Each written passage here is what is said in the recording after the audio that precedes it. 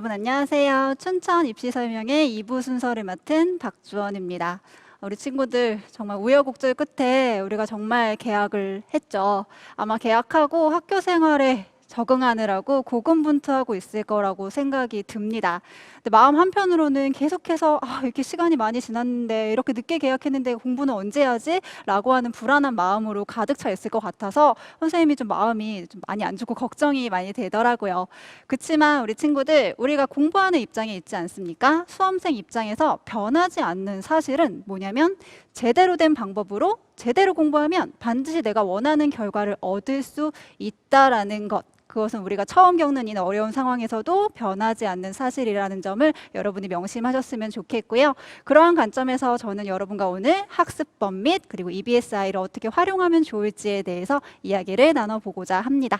간단하게 제 소개를 하자면 저는 EBS에서 화학을 가르치고 있고요. 계속해서 고등학교에서 재직을 했기 때문에 우리 친구들의 그 마음, 고민 그런 것들에 대해서 좀 더 디테일한 어떤 고민 상담을 해드릴 수가 있을 것 같아요. 입시 설명회로서도 여러분들한테 뭐 공부법이라든지 여러 가지 정보들을 제공하고 있는 중입니다. 자, 저랑 같이 나눠볼 목차는요, 이렇게 될 것 같아요. 성적으로는 공부법, 이게 제일 궁금하시죠? 그리고 두 번째로는 과학 탐구는 어떻게 공부해야지만 이렇게 짧은 시간 안에 내가 효율적으로 공부를 할 수 있는지. 네, 마지막으로는 EBSI 컨텐츠 굉장히 좋은 것들이 많은데 우리가 잘 몰라가지고 활용하지 못하는 것들이 몇몇 있거든요. 그에 대해서 말씀을 드리도록 할게요. 성적으로는 공부법입니다. 바로 이거야 해주면 좋겠지만 일단은 우리 먼저 나의 공부 습관을 좀 체크해보고 반성하는 시간을 가져봤으면 좋겠어요. 왼쪽에 보시면 공부 못하는 학생들의 습관이고요. 오른쪽에 보시면 공부 잘하는 학생들의 특징 이렇게 되게 이분화시켜가지고 써놨는데 과연 나는 저 중에 어디에 몇 가지나 속할 것인가 이에 대해서는 여러분들이 좀 고민을 해보실 필요가 있을 것 같습니다. 특히 좀 보시면 6번째 밤새서 열심히 공부해야지. 그다음에 다음날 아침에 다 못했는데 다음날 아침에 해야지 라고 하는 것 아마 뜨끔하실 텐데요.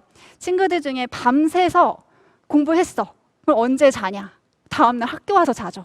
1교시부터 한 4교시까지 자다가 점심 먹었을 때 깨고요. 그 다음에 5교시 때 또 밥 먹으니까 졸리죠. 그 다음에 또 자다가 6, 7교시에 공부하고 집에 가려는 그런 친구들이 굉장히 많은데 절대 그러면 안 되겠죠. 밤을 새워서 공부를 해도 뭐 다음날까지 지장이 없으면 뭐 상관없겠지만 여러분들 밤새서 공부하고 학교 와서 잘 거면 도대체 왜 그런 공부를 합니까? 그건 정말 말도 안 된다라고 얘기해드리고 싶고 특히나 고3 친구들한테 선생님이 꼭 얘기해주고 싶은 게 뭐냐면 이 친구들이 수업 시간에 수업을 안 들어요. 수업을 안 듣고 자기 할 것만 해요.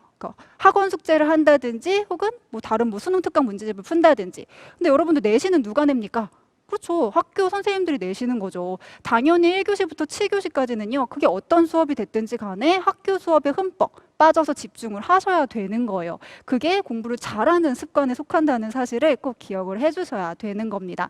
공부 잘하는 애들이랑 못하는 애들, 뭐 잘하고자 하지만 못하는 것이겠지만요. 그러한 차이가 이런 데서 드러난다라는 사실을 기억해 주시면 좋겠고요. 그리고 규칙적인 생활, 그리고 쉬는 시간에 틈틈이 공부해야지 라고 하는 생각을 갖고 있는 친구들이 왜 공부를 잘하느냐? 이건 제 경험담을 좀 풀어보자면 저는 이제 공부를 그래도 못하진 않았고요. 곧잘 하는 친구였어요. 그리고 제 친구가 전교 1등이었는데 걔랑 이제 같은 반이 된 거예요. 같은 반은 1, 2, 3학년 동안 같은 반이었어요. 그 친구는 굉장히 신기해요. 만약에 어떤 수업 시간에 갑자기 어떤 일이 생겨서 선생님께서 수업을 좀 일찍 끝내시거나 아니면 어떤 수업이 갑자기 취소가 됐어. 그럼 보통의 우리들은 어떻습니까? 저를 포함한. 놀자! 아니면 막 자고, 그 다음에 뭐 그냥 숙제하고 이러고 있는데 이 친구는 그 짧은 10분 혹은 1시간이라는 시간 동안 자기가 그 시간에 뭘 할지를 미리 계획을 해서 딱 꺼내가지고 그 공부를 하더라는 거죠. 그런 틈틈이 내가 할 것들을 다 계획해두고 내가 다 적어놔서 그 시간들을 똑똑하게 활용하는 그런 친구를 제가 옆에 두고 지금도 아주 친하게 지내고 있거든요. 지금 학교도 마찬가지예요. 그런 식으로 공부하는 친구들이 정말 제대로 된 공부 습관을 갖고 있다라고 보시면 되겠습니다. 여러분, 그럼 우리 이거 한번 대답을 해볼게요. 나는 하루에 몇 시간 공부를 하는가? 화면에다가 좀 자기가 대답해주면 좋겠어요. 나 하루에 뭐 선생님 저 3시간이요. 아니 뭐 저 7시간이요. 10시간이요. 이렇게 대답하고 있는 친구들이 있을 것 같은데요.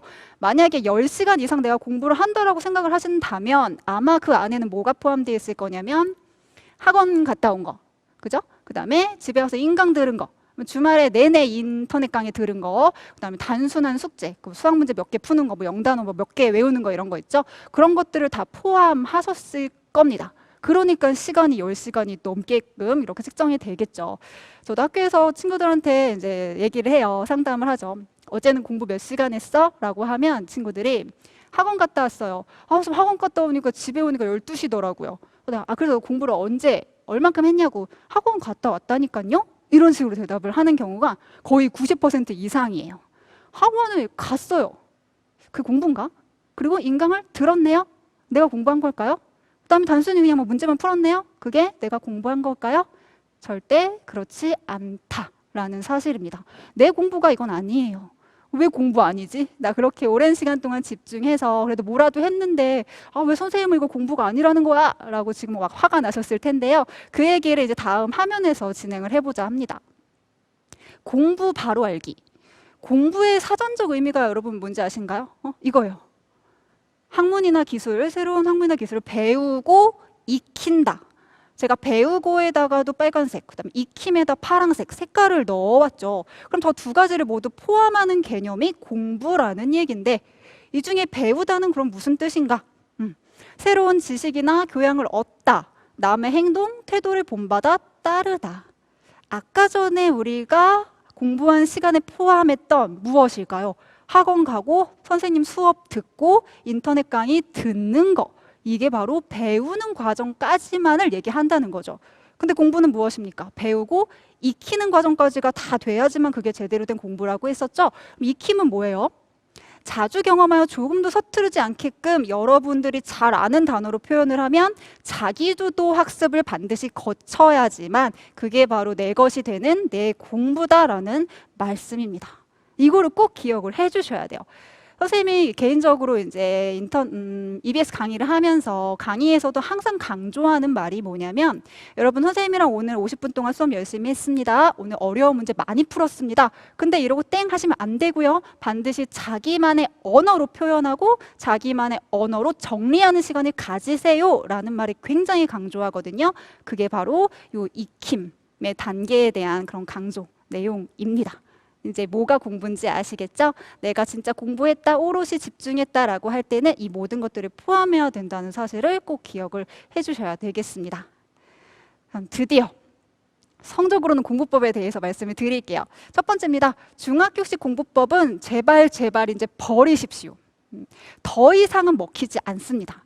이게 언제까지 먹히냐면 많이 먹힌다 쳤을 때 고2 1학기 정도까지요. 그때까지는 어떻게든 뭐 내가 다 외워가지고 꾸역꾸역해서 뭐 좋은 성적을 받을 수 있을지언정 이제 2학년 후반 3학년까지 가서는요 절대로 여러분들 이거 가지고는 어떤 한계점 이상을 넘어설 수가 없습니다. 지금 자신이 그럴 수도 있고요. 자기 반에 얘는 공부를 좀 잘하는 앤데 왜 더 치고 올라가지 못할까라고 하는 의문을 갖는 친구들 분명히 있을 거예요. 선생님들 이제 학교에 있다 보면 정말 엉덩이 깔고 열심히 공부를 하는 친구가 있어요. 마음 같아서는 진짜 얘가 잘 됐으면 좋겠어요. 이렇게 성실한 앤데 얘가 정말 성적이 빡 올라서 전부 다 1등급을 찍었으면 좋겠다라고 생각을 하지만 사실 그 친구한테는 되게 넘지 못할 한계점이 있더라는 거죠. 그게 바로 이겁니다. 중학교식 공부법. 이해를 얕게 하고요. 어떻게든 암기해가지고 무언가를 해결하려고 한다는 것이죠. 그럼 걔는 왜 그런 공부를 계속해서 반복을 하느냐? 그건 이제 초등학교, 중학교 때까지 공부 습관이 잘못돼서 그럴 수도 있고요. 가장 큰 이유는 이걸 거예요.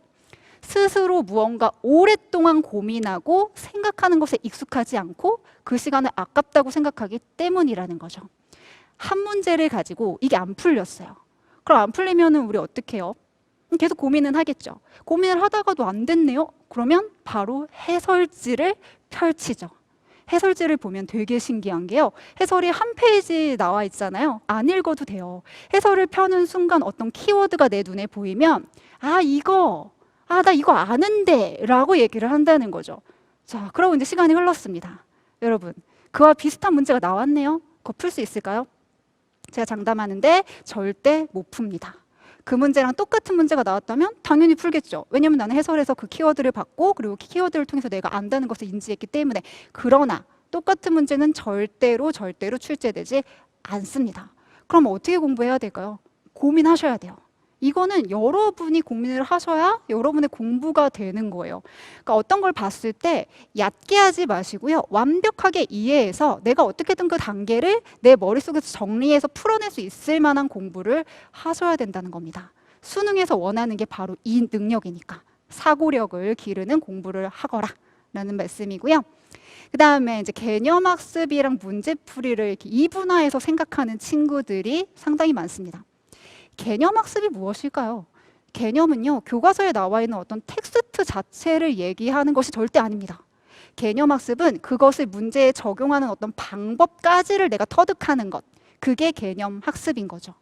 그럼 문제풀이는 뭘까요? 문제풀이는 그렇게 내가 개념학습을 했으면 그것을 더욱더 구체화하고 보완하고 완벽하게 내 것으로 만드는 연습 과정이라는 거죠. 그러니까 순서가 이렇게 되면 안 되는 거야. 개념을 공부를 안 했어요? 근데 문제부터 풀어. 그게 무슨 의미예요? 문제풀이라고 하는 것은 개념학습을 더 뛰어넘는 나의 연습, 트레이닝 과정인 것인데, 그러니까 절대 그 순서를 헷갈리시면 안 되는 것이고요. 개념만 공부한다라고 했을 때 문제를 안 푼다라는 게 절대 아닌 겁니다. 여러분들 항상 병행을 해야 되고 문제풀이를 먼저 하는 것은 절대로 도움이 되지 않는다라는 사실을 명심하셔야 되겠어요. 그리고 문제집을 되게 많이 푸는 친구들을 제가 너무너무 많이 봤습니다. 저도 고등학교 때 문제집 진짜 많이 풀었거든요. 그 공부 잘하는 친구 있었죠. 그 친구가 뭐 사러 간다 그러면 걔 따라서 가서 저도 샀어요. 그걸 막 다 푸는 재미를 느껴가면서 공부를 했었는데 그 큰 의미는 없었던 것 같더라고요. 뭐냐면 문제를 많이 풀면 물론 나쁘진 않습니다. 근데 문제를 내가 딱 엄선된 좋은 문제들을 여러 번 풀고 바로 이 두 번째 있죠. 문제의 출제 의도를 파악하고 유형을 분석해서 공부를 하면 내가 10건을 풀지 않고 2건의 연계교재만 풀었다라고 했을 때도 얻는 게 굉장히 많다는 거예요. 더 이상은 문제를 여러분들 1번부터 100번이 있으면 순서대로 그냥 생각 없이 푸시면 안 된다는 거예요. 특히 과학탐구 같은 경우는 정말 문제가 정형화되어 있거든요. 1번부터 20번까지 30분 안에 풀어나가야 되는 그런 과목인데 정말 문제의 어떤 유형이라든지 보기라든지 그 계속 겹쳐서 나옵니다. 그러려면 어떻게 해야 된다? 유형 분석하고 이 문제는 왜 물어봤을까? 여기서 주는 힌트는 무엇일까? 라고 하는 것을 꼭 정리를 하시는 공부를 해야 된다는 거죠. 한 가지 예를 들어 드릴게요. 내가 화학을 선택했다라고 가정을 하고 말씀을 드리면 어떤 문제가 나왔습니다. 발문에 W부터 Z라고 하는 원소는 전기음 성도의 크기가 W부터 Z까지의 부등호가 이렇게 표시가 되어 있고 W가 가장 작은 전기음 성도를 갖고 Z이 가장 큰 전기음 성도를 갖는 이주기 원소더라 라는 발문이 나왔다고 하자고요. 저 발문밖에 얘기 안 했습니다.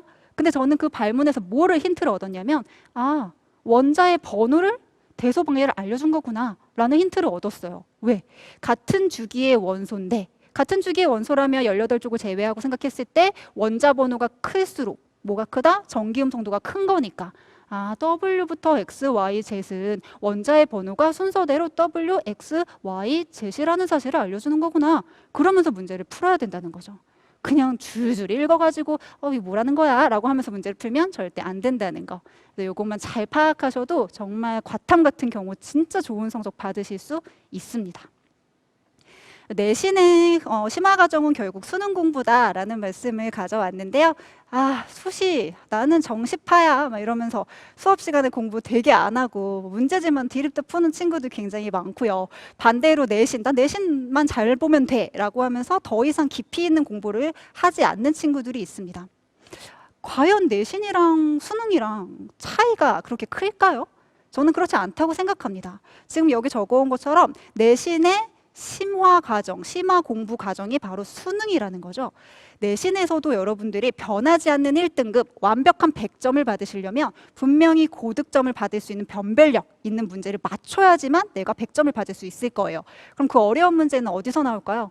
그렇죠. 수능 연계교재나 혹은 모의고사나 수능의 변형 문제에서 나온다는 거죠. 깊이 있는 사고력이 필요한 문제에서 출제가 된다는 겁니다. 그래서 굳이 왜 우리는 그걸 따로따로 공부를 하려고 하는 것일까요?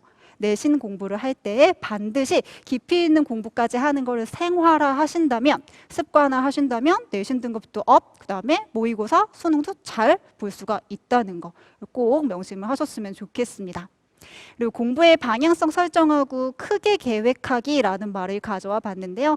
더 이상 3학년, 특히 3학년들 친구들이라면 자기만의 루틴이 없으면 안 됩니다.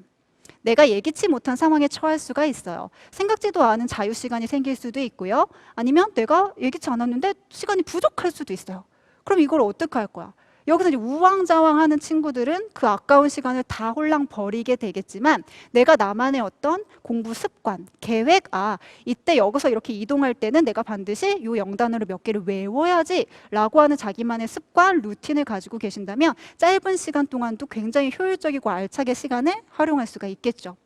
그리고 구체적으로 계획하고 크게 계획하라는 건 무슨 말이냐면, 제가 예전에도 얘기했는데 10시까지 하는 자율학습 감독을 하다 보면 1교시가 8시에 끝나거든요. 친구들 중에 8시가 끝나고 쉬는 시간에 저한테 와가지고 선생님 집에 갈래요 라는 친구들이 굉장히 많았어요.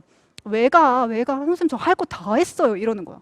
너 오늘 뭐 하는 건데? 내가 만약에 수학 문제를 뭐 30개를 풀기로 했다라고 했으면 저 30개 다 풀었는데요, 저 이제 할 거 없어서 집에 갈래요 이래요. 이런 공부를 하면 안 된다는 거죠. 여러분, 우리가 수학 문제 30개 풀려고 수능을 준비하나요? 절대 그렇지 않죠. 굉장히 넓은 범위가 있고요. 내가 약점이 분명히 있을 겁니다. 내가 이번 달 안에는 혹은 이번 3주 안에는 반드시 여기부터 여기까지의 개념과 문풀을 모두 마스터하겠다라고 하는 일단 통 큰 계획이 있으면 공부 다 했으니 집에 갈게요라는 말이 나올까요? 그렇지 않다는 거죠. 일단 그 구체적이고 넓은 계획이 있으면 공부 시간이 남았죠. 그 시간 안에 내가 그것들을 미리미리 더 땡겨서 공부할 수가 있게 된다는 겁니다. 그럼 나중에 그 시간만큼을 벌었네요. 그 시간에 뭐 할 거야? 다시 복습하면 되죠. 복습하면은 효과가 2배, 3배, 10배까지 가능한 거니까 이렇게 공부를 하셔야 되겠습니다. 성적이 잘 안 오른다, 난 왜 해도 안 될까라고 고민했던 친구들이 있으면 그렇게 고민하는 시간 더 아깝습니다. 내 공부 방법이 어떻게 잘못됐고 나의 습관이 어디부터 어떤 식으로 보완을 해나가야지만 더 효과적으로 공부할 수 있는 것인지를 선생님의 이야기를 들으면서 좀 다시 반성을 하고 다시 해나가면 되는 거예요. 그때 좌절하지 마시고요. 조금만 더 명석하게 우리 머리를 좀 더 넓게 이렇게 쓰면서 같이 성적을 확확 올려봤으면 좋겠습니다. 과학탐구 학습법이에요. 제가 이제 과탐 과목 선생님이다 보니까 과학탐구 학습법을 가져왔는데요. 고3 학생들 같은 경우는 당연히 지금쯤이면 선택을 했겠죠. 선택 과목을. 보면은 진로 연관성 있는 과목, 뭐 좋아요. 좋은데 제일 좋은 건 내가 좋아하는 과목을 선택하는 것이 가장 좋습니다. 이거는 왜 그러냐면 내가 좋아하지도 않는 과목을 선택을 했어요. 물론 성적이 잘 나와서 선택을 하는 건 전 뭐라고 하진 않습니다. 근데 문제는 진력. 이게 만약에 계속 성적이 잘 나오면 뭐 신나겠지만 내가 잘 좋아하지도 않는데 그래도 딴 것보다는 어떻게 성적이 잘 나와서 그걸 선택을 했는데 어느 시험에서는 성적이 안 나온 거야. 그러면 내가 그 과목을 좋아한다면 어떻게든 해나가려고 하는데 그 과목에 대한 흥미가 별로 없다면 거기서 뭔가 딴 걸로 갈아탈까? 이거 나 아닌가? 라고 하는 그런 우왕좌왕하는 그런 시간밖에 안 나타난다는 거죠. 그러니까 여러분들이 일단은 내가 좋아해야 돼요. 좋아하는 과목, 진짜 나한테 실망감을 안겨줄지언정 끝까지 해낼 수 있는 그런 과목을 선택을 하셔야 되고요. 학교 내신에서 공부한 과목을 선택을 하셔야 되겠죠. 1학년 때 통합과학을 들으시면서 아마 제가 고1 이제 통합과학 수업도 하니까 친구들이 이제 거기 물화생지가 있죠. 근데 통합과학에서의 물화생지는 조금 비중도 다르고 원 과목에서 다루는 내용과 조금은 차이가 있어요. 그걸 가지고서 판단을 하기에는 좀 너무 이르다라는 생각이 들고 2학년 때 어쨌든 원 과목을 3과목 정도 선택을 해가지고 듣게 되잖아요. 학교마다 좀 차이는 있겠지만 그때 내신에서 혹은 뭐 모의고사에서 나한테 좀 잘 맞는 과목을 아마 찾으셨을 겁니다. 아직 못 찾았으면 어떡하지? 괜찮아요. 일단 넘어가요. 찾으셨다면 그 과목으로 밀고 나가시면 돼요. 그 얼마 전에 6월 모평을 봤죠. 제가 수강 후기에서 질문을 받았던 것 같아요. 선생님, 저 선택 과목을 바꾸려고 하는데 지금 바꿔도 될까요? 라는 질문을 받았습니다. 저의 대답은 뭐였을까요? Yes or no? 일단 yes라고 하기도 그렇고 no라고 하기도 그랬어요. 왜냐면 구체적인 내용이 없었거든요. 이 친구가 만약에 제가 뭐 화학이랑 물리를 예로 들어볼게요. 물리 공부를 한 번도 안 해봤어. 근데 화학 성적이 안 나오니까 물리로 바꿔볼까? 라고 만약에 저한테 질문했다라고 치면 제가 뭐라고 대답할까요? 당연히 노라고 하겠죠. 내신에서도 물리 공부 안 해봤고 그리고 물리 시험 제대로 봐본 적도 없는데 화학이 아닌 것 같다고 해서 다른 과목으로 바꾸는 거 절대 금물입니다. 근데 만일에 성적 차이가 별로 없었고 내가 해봤는데 너무 안 맞는 것 같다라고 친다면 지금 바꾸시는 것도 완전 불가능하다는 건 아니라는 거. 그러니까 내가 지금 바꾸면 무조건 망하나? 라고 생각하지 마시고요. 근데 좀 신중하게 고려를 하셔야 됩니다. 개인적으로 2009 개정교육과정까지는 사실은 물리랑 화학이 많이 어려웠어요. 생물이랑 지구과학에 비해서요. 특히 지구과학에 비해서는 다른 과목들이 좀 어려웠다라는 게 너무너무 명확했는데 2015 개정교육과정으로 넘어오면서는 물리에서도 가장 어려운 파트가 빠졌죠. 그죠? 그다음에 화학에서도 물론 새로운 내용이 들어오긴 했지만 정말 얕은 배경 지식 같은 것들이 들어왔고 우리를 힘들게 하는 킬러 단원이 빠져나갔죠. 그런 면에서 봤을 때는 이제 2015에서의 원과목의 난도 차이는 별로 없다는 거예요. 그러니까 내가 나한테 맞는 과목을 잘 선택을 해주셔야 되겠고요. 근데 뭐 남의 과목은 되게 막 일단 쉬워 보이잖아요. 절대 그렇지 않다는 거. 어떤 과목이든 넘어야 될 산이 있다라는 사실. 그것만 잘 기억을 해주시고 선택을 해주셔야 되겠습니다. 단계별 학습 전략인데 이건 과탐에만 해당되는 건 아니겠죠. 모든 과목에서 이렇게 공부하시면 되는데 이제 아시겠어요? 개념 확립이라고 하는 것은 책을 읽는 건가요? 그렇지 않습니다. 개념을 확립한다는 것은 문제풀이 적용 방법까지 내가 터득한다. 그게 개념 확립이에요. 그럼 여러분 개념 확립은 언제 끝내야 될까요? 질문이 잘못됐습니다. 개념을 언제 끝내요? 개념은 끝까지 가는 거예요. 왜? 개념은 문제풀이랑 같이 병행하는 거라며 그걸 좀 더 체화시키는 게 문제 푸는 것이라며 그렇다면 개념은 수능 그날까지 가지고 가는 거예요. 저게 왜 밑에 깔려있냐? 저때 끝내라는 게 아니고요. 가장 기본이 되는 탄탄한 기본기 그걸 나타내기 위해서 피라미드의 가장 아래쪽에 위치를 하고 있다는 것이죠. 기출을 분석할 때는 기출문제를 외우라는 게 절대 아닙니다. 왜냐하면 기출이랑 똑같은 문제는 안 나올 거니까. 그거 어떻게 공부해야 돼요? 내가 고민하고 내 방법을 내가 찾아서 자기만의 언어로 정리하고 유형을 분석해서 한 문제를 풀더라도 비슷한 문제 한 5문제를 풀 수 있을 만한 능력을 갖추셔야 된다는 거죠. 기출 분석까지 하시고 실전 감각은 저거죠. 실전 대비는 모의고사를 시간 내에 푸는 연습, 긴장감을 갖고 정말 실전처럼 연습을 하는 게 최종 단계라고 보시면 되겠습니다. 시기적으로는 어떻게 해야 되느냐 완전히 정해진 건 아니지만 일단 여러분들 수능 개념을 겨울방학 동안 열심히 들으셨을 거라고 저는 생각을 합니다. 아직도 듣고 계신 친구들이 있다면 좀 빨리 해 라는 말씀 드리고 싶은데 수능 개념이 아까 제가 얘기한 거예요. 개념과 문제풀이를 방법을 터득하게 해줄 수 있는 그런 기본기 가 되는 강의라고 보시면 돼요. 이거 거의 이제 끝 마무리 짓고 있다. 괜찮아. 그건 괜찮아. 근데 이제 시작하겠다 하고 하는 친구들, 3학년 친구들이 있으면 좀 안 돼요. 좀 더 급하게 해주셔야 되겠고요. 그다음 제일 중요한 첫 번째 연계 교재죠. 수능 특강입니다. 수능 특강을 통해서 이제 수능 개념에서 공부했던 내용을 좀 더 확장한다라고 보시면 돼요. 연계 교재의 뜻이 뭐예요? 이 문제의 발문이라든지 조건이라든지 혹은 어떤 유형을 그거를 본따 가지고 모의고사나 수능에서 출제를 하겠다라는 것이잖아요. 그러니까 이것들에 익숙해지도록 연습을 하시면 비슷한 문제들을 반드시 맞추실 수 있는 능력을 갖추게 될 거라는 겁니다. 수능 특강까지 완강한 친구들이 많아요. 제가 수강후기에서 이제 만나게 되면 수능 완성이 등장을 하죠. 요즘에 수능 완성을 열심히 찍고 있는데 수능 완성을 7월부터 9월까지 쓰기는 했지만 그래도 사실 자기가 준비가 됐으면 빨리 해주시면 되겠죠. 왜냐하면 수능 완성 같은 경우에는 개념 확립한 것을 조금 더 문제풀이를 통해 체화하고 그 다음에 내 능력 트레이닝하는 그런 문제풀이 강의니까 개념이랑 문제풀이 수능 특강이랑 수능 완성의 가장 큰 차이점이라고 보시면 되겠고요. 그것들을 어쨌든 여름방학을 이용해서 마무리를 지어 주셔야 되는 겁니다. 그 다음은 실전이죠. 실전 때까지 잊어서는 안 되는 게 뭐다? 개념 공부. 개념 공부는 끝까지 가지고 가셔야 되겠습니다. 시기별 학습 전략이 되겠고요. 여러분들 바빠요. 이제 학교를 갔어요. 학교 이제 1학년, 2학년, 3학년 동안 이렇게 할 게 많습니다. 특히 3학년 가면은 나중에 이제 수시 볼 때 되게 정신 사납거든요. 저는 이거를 왜 제가 과탐 학습법에다가 이걸 넣어왔냐면 저는 과학 선생님이니까 여러분이 물론 국영수에서도 좋은 성적을 받아야 되지만 과학에서 1등급을 받기를 바라잖아요.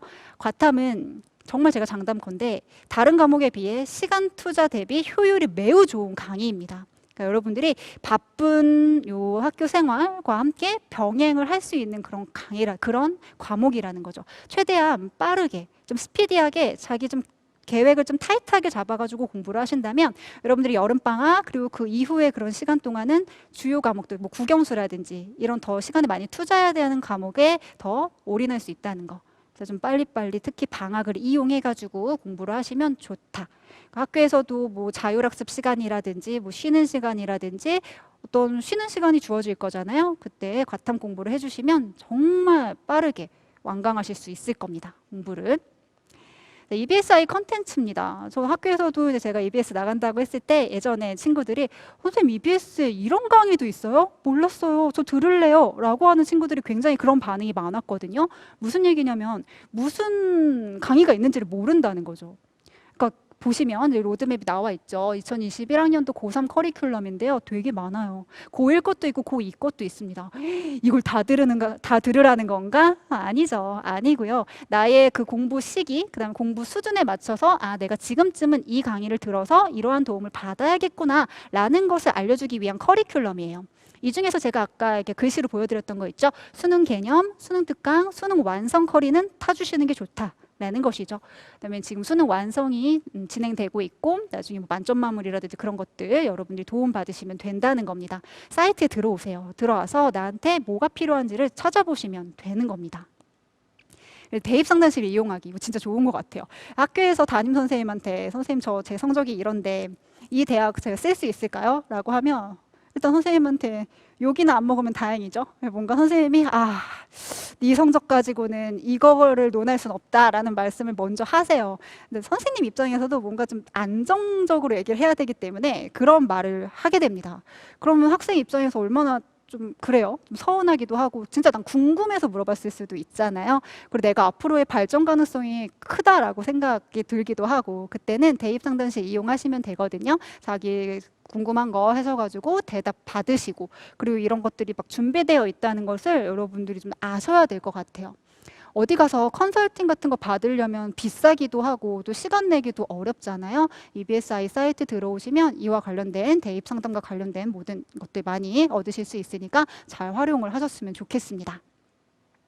입시 설명회 다시 보기예요. 이게 이제 다시 올라가게 될 텐데요. 오늘 우리가 함께하고 있는 이 이야기들 당연히 올라가겠죠. 내가 좀 놓쳤던 부분이 있다면 다시 이렇게 돌려서 보시면 되는 것이고요. 다른 지역의 다른 선생님의 입시 설명회도 볼 수가 있어요. 주제가 조금씩 다를 수 있겠죠. 그럼 내가 제목을 보고 이거를 들어보면 난 좀 도움을 받을 수 있을 것 같은데 라고 한다면 찾아서 봐주시면 되겠습니다. 이게 이제 입시 설명회 다시 보기에 대한 내용이고요. 저는 여러분과 오늘 학습법 그리고 EBSI 활용법 간단하게 설명을 해드렸습니다. 진짜 사상 초유의 사태예요. 전국에 있는 모든 수험생 다 똑같은 그런 위치에 있습니다.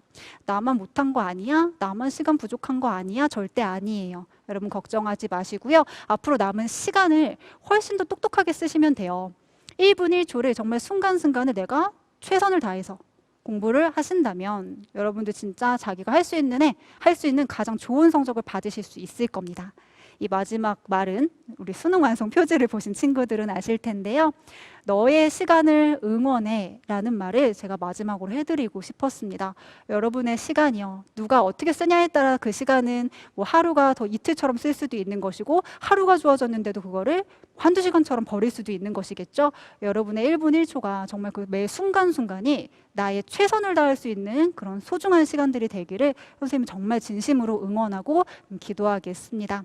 우리 친구들 건강 조심하시고요. 오늘 들었던 학습법 내가 이것 중에 하나라도 꼭 실천해보겠다라는 마음으로 이 시간 여러분들이 좀 마음에 얻어가는 것들이 있었으면 좋겠습니다. 지금까지 여러분과 학습법에 대해서 이야기를 진행한 과학탐구 영역 강사 박주원이었습니다. 감사합니다.